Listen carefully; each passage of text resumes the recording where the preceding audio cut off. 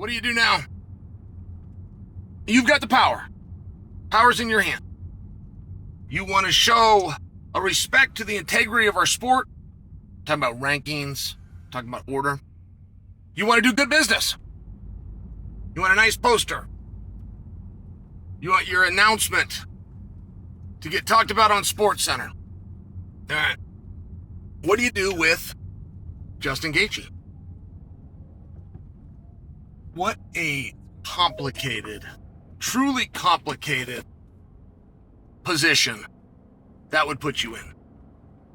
Justin Gaethje draws, Justin Gaethje sells. So a lot of your job is going to be done for you, right? Every now and then you get 700 plus guys under contract. All but 7 of them are interchangeable mediocrities, where a night of business is not going to make any difference whether they're there or they're not there. But then you get your stars. Justin Gaethje falls into that category. What do you do with him? Because we apparently have something very strange going on at 155 pounds.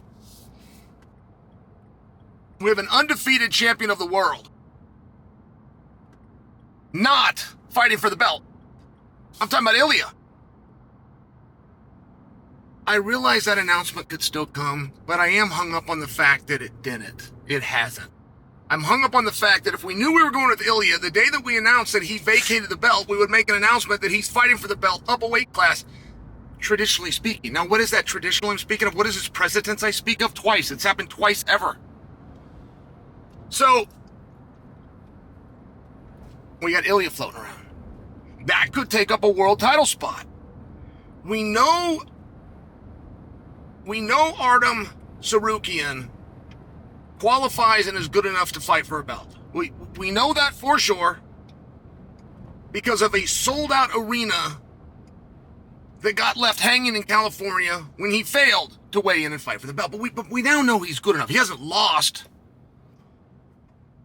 but it doesn't appear that he is going to be fighting for the belt. So you have a very interesting addition that nobody wants to talk about, and I'm not sure why. I think perhaps the general MMA audience just hasn't quite soaked this in. But speaking of 155 pounds, I mean, I can't go anywhere talking about 155 and not just hear Charles Oliveira.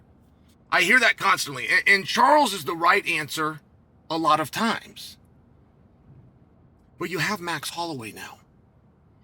You have a reigning champion in the division. So when I'm talking about what do you do with Justin Gaethje, see, that's a hard spot because he's had so many opportunities to fight for the belt, and guys don't traditionally get better as they get older.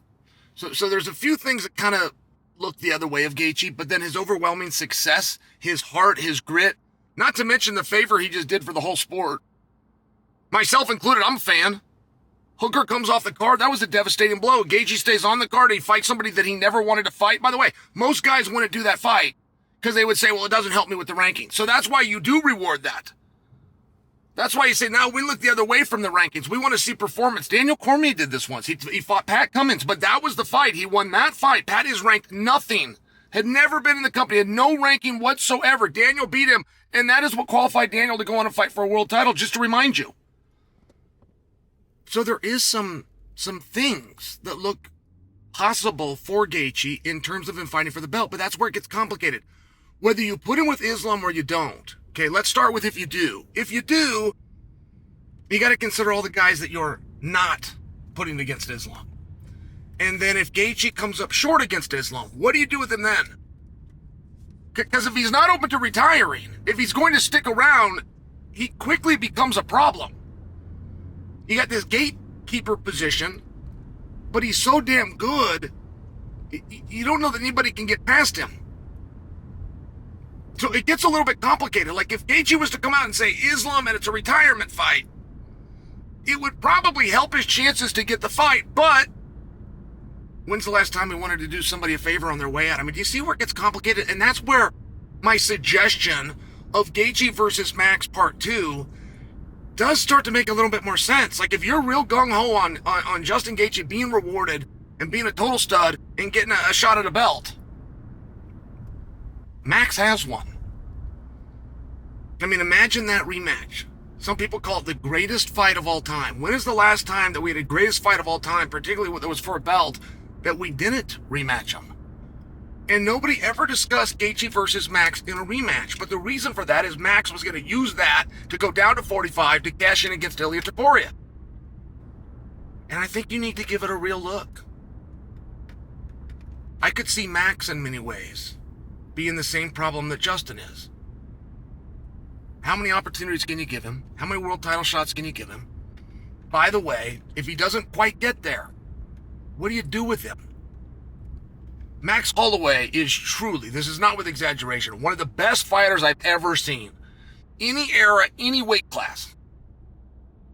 I'd be stunned if I sat down and think, I'd be stunned if Max didn't come in the top 5. I'm talking about Khabib, I'm talking about St. Pierre, I'm talking about Jon Jones, I'm talking about the best of the best of the best. Max is somewhere with those guys.